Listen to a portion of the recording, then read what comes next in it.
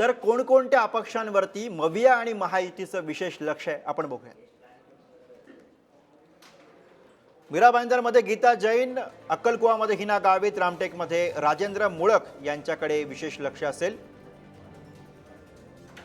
माढ्यामधनं रणजित शिंदे, करमाळ्यामधनं संजय शिंदे, सांगोल्यामधनं बाबासाहेब देशमुख, पुणे पर्वतीमधनं आबा बागुल, मावळमधनं बापू भेगडे, कोल्हापूरमधनं राजेश लाटकर यांच्याकडे लक्ष असेल।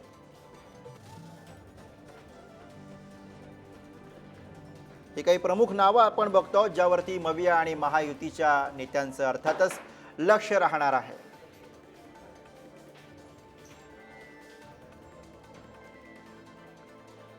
तर एकूणच सत्ता समीकरणांमध्ये अपक्षांना सुद्धा मोठं महत्त्व प्राप्त झालेलं आहे, त्यामुळे अपक्षांना आपल्या बाजूने ओढण्यासाठीची फिल्डिंग निकालापूर्वीच लावली जाते आहे आणि त्या दृष्टीने आता पावलं उचलली जात आहे। चर्चा सुरू झालेल्या आहेत, फोनाफोनी सुरू झालेली आहे आणि त्यामुळे आता अर्थातच हे अपक्ष निकालानंतर कुणाच्या बाजूने राहणार, यापैकी कोण कोण निवडून येणार हे पाहणं सुद्धा अर्थातच तितकंच महत्त्वाचं बनलेलं आहे। पण निकालापूर्वीच प्लॅन ए वरती काम केलं जात आहे। मविया असेल किंवा मग महायुती असेल, दोन्हीकडनं अपक्षांना आपल्या बाजूने ओढण्यासाठीचे प्रयत्न हे निकालापूर्वीच सुरू झालेले आहेत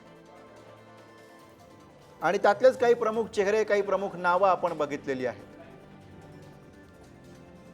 सत्ता स्थापनेसाठी भाजपची तयारी सुरू झालेली आहे आणि त्या दृष्टीने आता अपक्षांना गळ घालण्याचा प्रयत्न सुरू झालेला आहे। त्यामुळे ज्यांच्या विजयाची शक्यता आहे अशा अपक्षांना महाविकास आघाडी आणि महायुती दोन्हीकडनं सध्या टार्गेट केलं जात आहे।